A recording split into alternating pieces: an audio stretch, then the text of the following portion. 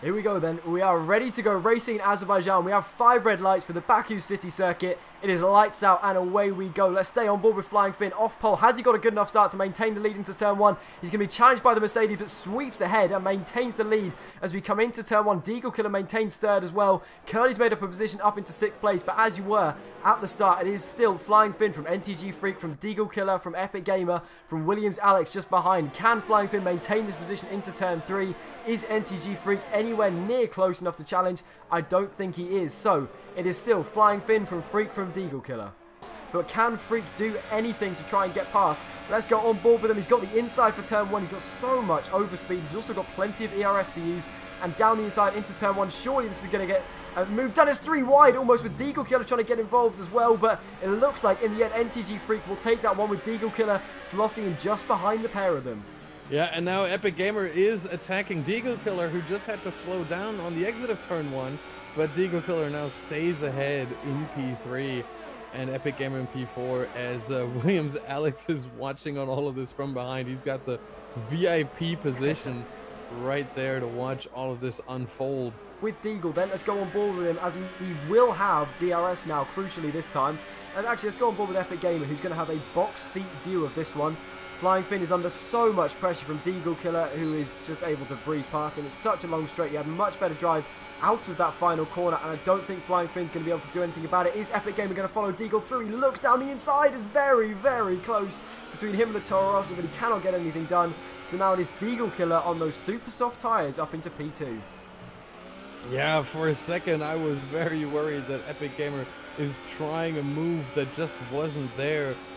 But he backed down in the last split second, in fact. But now he does make the move, and he makes it brilliantly into turn 3. So Epic Gamer takes 3rd position, and Flying Finn, after starting in pole, it took him 3 laps and, well, 3 corners to find himself down into 4th. Although I imagine that gap will start coming down pretty much as soon as those Ultra Softs start wearing. This track absolutely eats. Oh, safety car. Safety car is out as RC Alonso retires from the session from P11 in this race. We have a safety car, and now this 100% plays into the hands of the Ultra Soft runners here.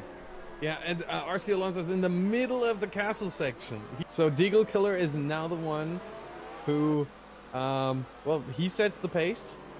He decides when the restart happens, and everyone else behind him is going to make sure they have some heated tires to stay behind him and stay with him and maybe even overtake him in the turn 1. There is contact. Flying Finn runs into the back of Deagle.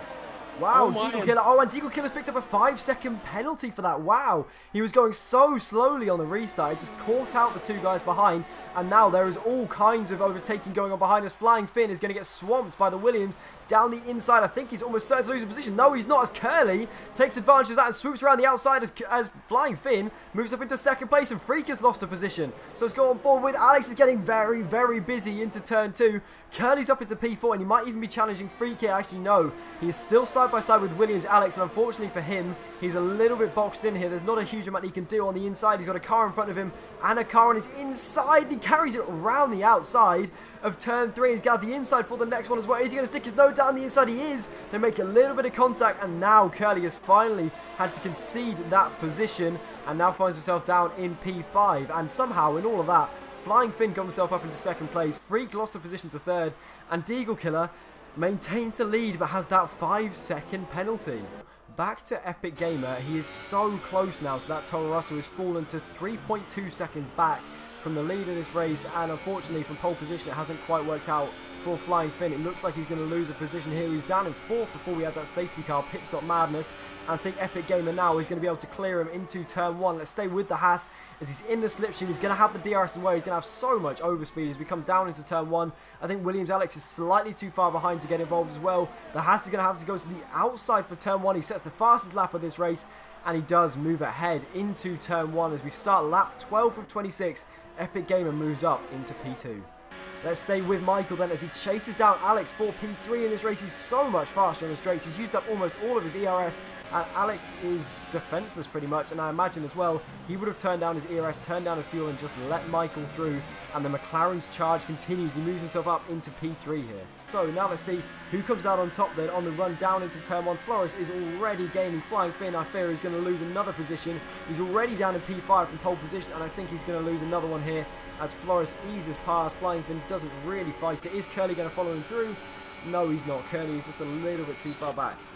Yeah, not yet, but Curly is closing in, and Finn made a little mistake in turn 1 there, so now he is under attack from Curly. Whoa. And another mistake, and he hits the wall massively. Oh, he's retired! And he's out. He's retired! Flying Finn retires from this race with an awful mistake. That was heart-wrenching to see. There is no worse feeling on an F1 game than when you brake too late and you know full well you are going into a wall and there is nothing you can do. I've had it myself all too many times, even around this track in the past. Oh, and that is an absolute disaster for the Toro Rosso youngster. Are we going to see anybody come into the pits? Let's stay with Deagle Killer. Is he going to come in? Yes, he comes in. Deagle Killer comes in from the lead of the race and he times it perfectly. DRS is disabled as he comes in. We have yellows in sector 2 as Epic Gamer hits the wall on the pit entry, and that might well have taken off some of his front wing. People often underestimate his pit entry, particularly in the wet, and he's paid the full price for that. Everybody going now onto the intermediate tyres, as we would expect. There's going to be yet another busy pit lane in this race. Let's go to Epic Gamer. Oh, he's having a front wing change. That is an absolute nightmare for him. That is going to cost him so much time. He's going to be jumped by Alex. He's going to be jumped by Michael as well. And he's going to find himself way down the order. As actually, Michael has been jumped by Williams, Alex as well. So our new order is Deagle Killer, then Alex, then Michael, then Epic Gamer. As Ollie D... Yeah, Ollie D leaves the pits now. Oh, so whoa, big incident! Williams Alex hits the wall on the castle section. He misjudged his braking completely. He comes back onto the track and it hits VGIA Michael, who moves past him and gets that position. And unfortunately for Alex, he is now having to do one of the most agonizing things. He's been hit! He's been hit from behind as well. The Ferrari of Curly has collected him, and all manner of crashing has just gone on at the castle section. Unfortunately for Curly, Alex did not ghost, and we've seen that dreaded incident, the castle section pile-up. That section of the track is just too narrow if there's one crash, and Flores has retired from the session after an incident with Curly. It has all kicked off. That one mistake from Williams Alex has caused such a massive domino effect. Curly's got wing damage, and Flores has retired from the session in one of the most dramatic incidents we will see all season. And I imagine Michael might have wing damage as well, but it's not stopped him closing way up to the back of Epic Gamer. Epic Gamer going defensive into turn 1. Michael looking to the inside, though he's a little bit later on the brakes. He's gone very, very wide. He's locked up slightly on his inside front.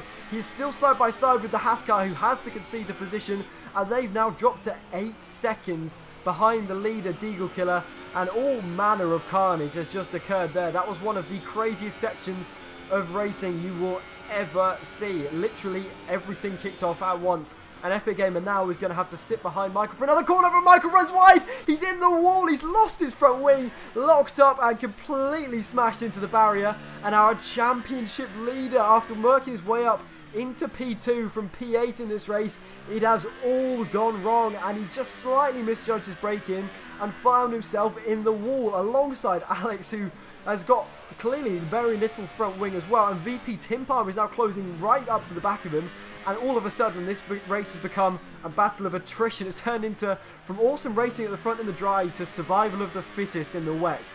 Wow, I have very few words to describe what we've just seen slowly, but the battle that I think we need to be looking at between now and the end of this race is Williams Alex and VGI Michael, neither of whom have much front wing left on their cars at all. You can see that McLaren has no front wing at all.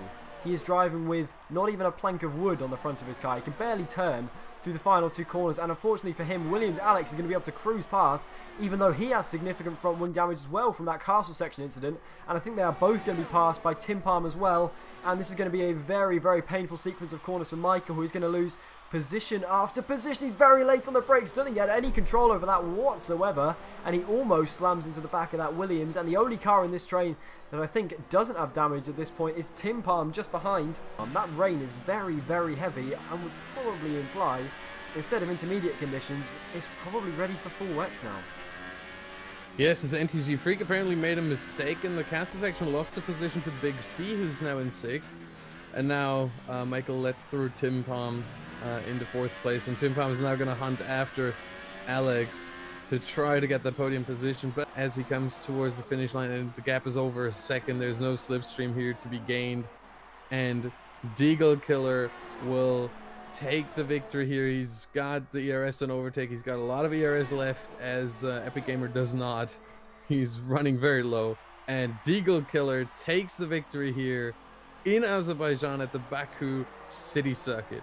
He survives one of the toughest races of attrition I have ever seen in this league. He did absolutely everything right pretty much in that race to bring it home in P1. He didn't really push in that final stint.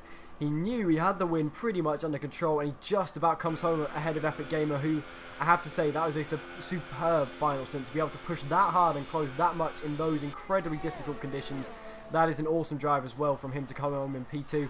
As well as that, Williams Alex to come home in P3, well, P4, well, we'll see what the stewards think of that 5-second time penalty. We'll call it P3 for the moment, with wing damage, having done like a 3-point turn in the castle section. That is crazy, as Michael is losing so many positions. He's side by side up to the line with Big C, and I think Michael just about holds on.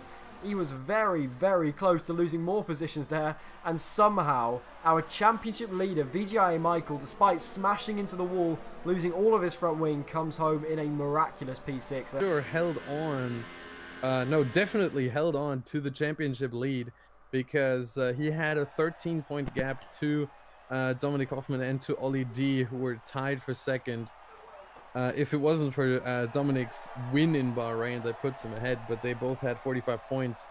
And Micah at 58, so he has 70 now. So it would have taken a win for either Dominic or Ollie to tie Michael. And they both did not win. Deagle Killer did, and so he holds on to the championship lead. VGI and Michael still the leader in the Drivers' Championship. So in the end, it's Deagle Killer who takes his first victory of the season from Epic Gamer in P2, with Tim Palm in P3 or maybe P4, depending on what the stewards think of Williams Alex's penalty. And NTG Freak, the lead Mercedes, in P5, with VGI and Michael in P6. Big C P7, Veloce Ollie D down in P8. A poor race from him. We'll yet to see exactly what happens to him in that race, with Curly Whirly, last week's winner, down in P9, and then Aresi picking up the final point, with Alberto and Alex the last of the finishers, and then eight DNFs in that race. That is unreal. As I said, thank you all very much for watching. Thank you very much to Austin for joining me. Well, thank you for having me. And we will see you next week. Actually, Driver of the Day's already been voted for. Congratulations to Deagle Killer, not only on your victory, but also on your Driver of the Day. So we'll see you next time in Spain. Goodbye.